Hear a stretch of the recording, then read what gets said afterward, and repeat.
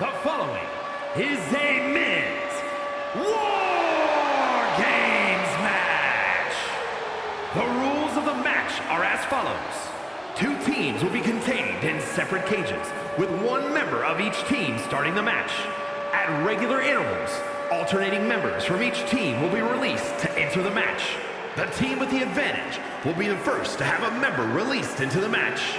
Once all competitors have entered, War Games officially begins. The match can be won by pinfall or submission. Exiting the cage will result in a forfeit.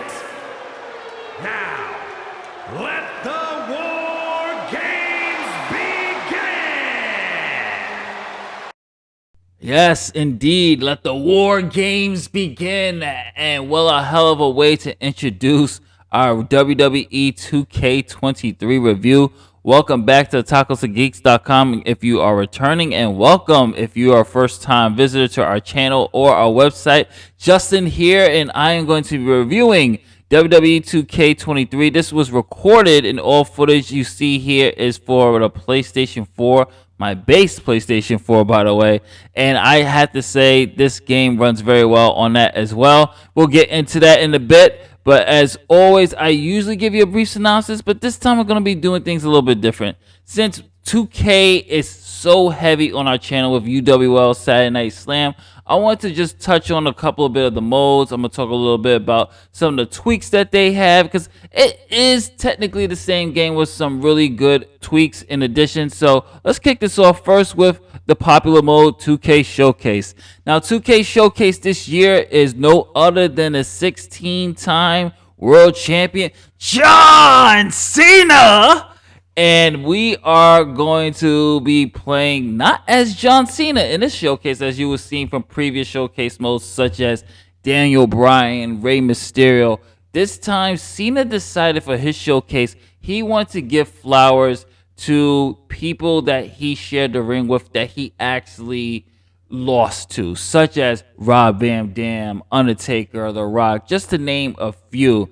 And what I did like about this showcase is just that. This is John Cena being John Cena, that hustle, loyalty, respect. This is the Cena that we know, and just being very humble enough to just say, hey, I want to give a spotlight to these guys that I shared the ring with that did beat me. And for the most part, the mode works very well. I will have to say that the RVD one feels very, very long. It still plays the same as 2K22, with you having to do a couple of things to trigger a cutscene. But I will have to say that one thing I really, really don't like about this mode is that at times you're watching more than you're playing.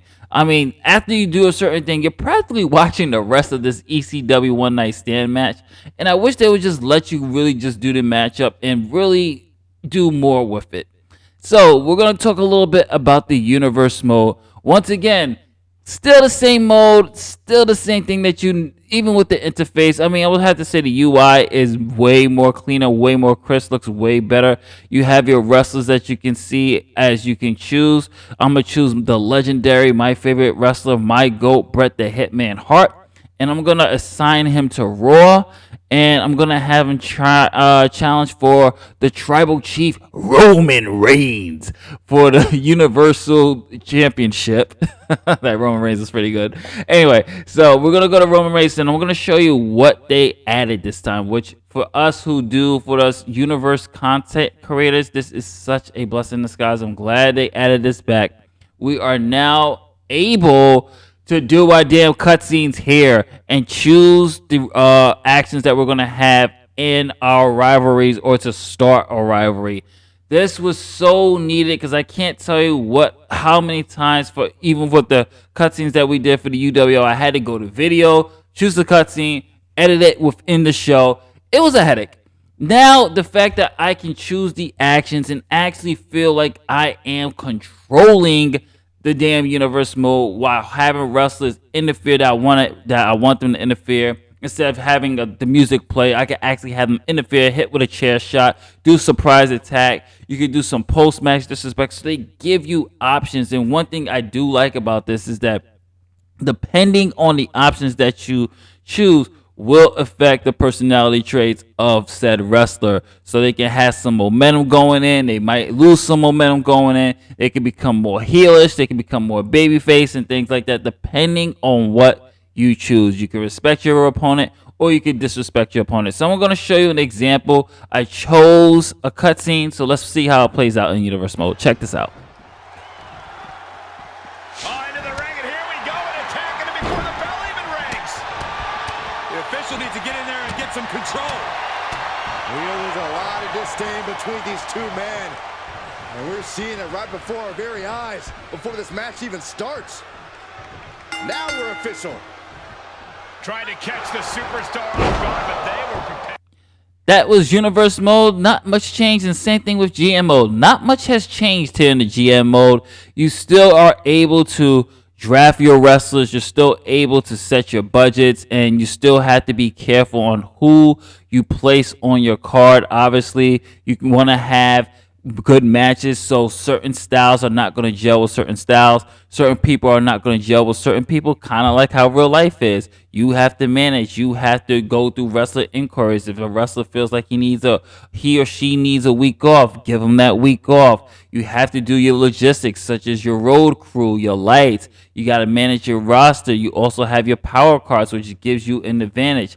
And you also now finally get to choose any type of match type and put on the line any title that you wish, which I thought works very well. You do have new additions to GMs, such as Eric Bischoff with WCW. You have Mick Foley. You have past GMs such as Kurt Angle. You can still use your creative wrestler. One thing I don't like is the fact that they included WCW as a brand, but there's no WCW pay-per-views. Like, it's not set up like as WCW. Like, they don't have Fall Brawl. They don't have Slamboree. They don't have they have Halloween Havoc in there, but you have to set all those things. You have to still use WWE pay-per-views for a WCW show. That doesn't make sense. So maybe they'll patch that up down the line and actually make WCW WCW, because that, I would think that would be really good to actually relive the Monday Night Wars. And I thought, for the most part, GM mode, universe mode, they're still the same with minor tweaks that make it just a little bit better. But of course, it can be a little bit more better, especially GM mode. But it is nice to have here. Power cards still work very well, and it's more enjoyable with a friend. Let's be honest here. You going against the AI, it's not going to be as rewarding as it is you going against your friend or going against people that really enjoy the GM mode here. And as you can see, my ratings right here are just getting disappointing because, once again, you got to know your styles. A specialist versus a giant might not do such a good match. And you also got to check your popularity, the morale of your wrestlers, setting in rivalries and making sure your rivalries are engaging with it. And most importantly, you have to watch your budget. Matches cost. So if you're spending 35 grand on a ladder match and you only have 40 G's in your account, you are actually taking a huge risk, and you better hope that your money comes back. So as you can see here, I was getting my ass handed to me in the opening and mid-card matches, but I still pulled a decent profit compared to SmackDown's profit. But overall, like I said, GM mode, it does a good job. It's still the same. I like the fact that included Xavier Woods in there. So let's talk a little bit about my rise. Be a WWE superstar, but that doesn't stop me from answering open challenges. So I'm ready to do this if you are.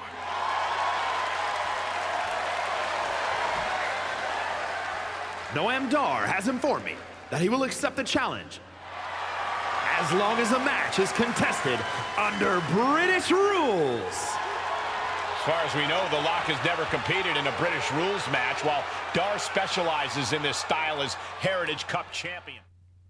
My rise mode is a little bit different, plays the same way. Everything still plays the same way, folks, but like I said, little tweaks here and there.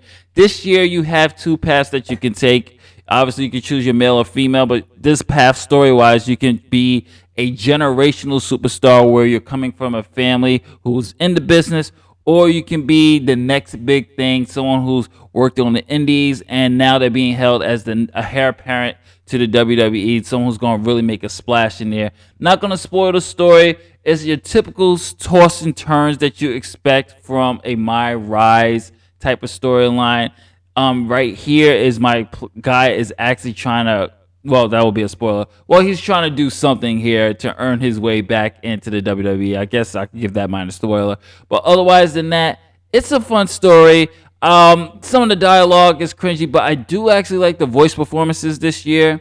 Even some of the wrestlers did a great job. Sami Zayn, of course, did a great job. And some of the wrestlers that are actual NPCs, they do a great job this year. So I really did enjoy the My Rise this year. I actually like the path of the next big thing compared to the Legacy a little bit better. But of course, like I said, your interfaces here that you can check your social media, which is a huge thing. This is how your matches come. You can branch past by doing side missions, by helping either WWE personnel, challenge other wrestlers to matches. Wrestlers will challenge you. You answer DMs. You read DMs. So it still plays the same. I don't think it still gives you that feel of a life of a WWE superstar. I would love to see something in the veins of you really just kind of like how 2K's NBA 2K's My Play is. I would love to see that really incorporated in the My Rise mode, where we're really starting from that indies ground up and like how they used to do, but really getting those endorsement deals, movie deals, things of that nature, and really kind of emulating a little bit more of NBA 2K's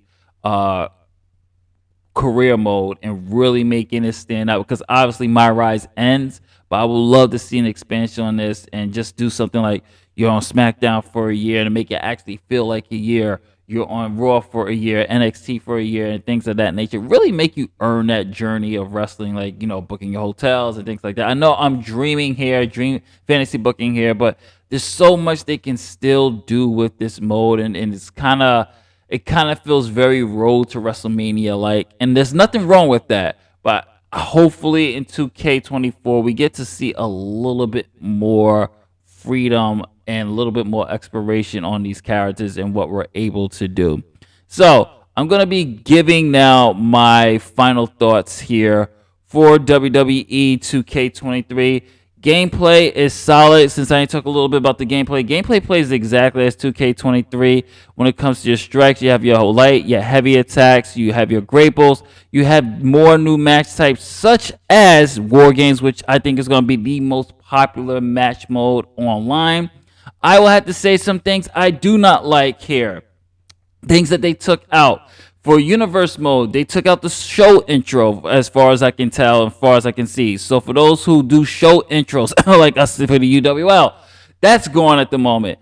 I believe custom title entrances, where you actually use the regular motion for your guy, I believe that's gone into Creative Wrestler mode. Creative Wrestler mode is still the same. There's a couple of tweaks in there too, which I like. They brought back the entrances where you can actually choose your lights, which I thought was very helpful. But now they took away the title motions, like regular motions for your titles. But you can correct me if I'm wrong. I didn't see it when I was going through my Creative Wrestler mode.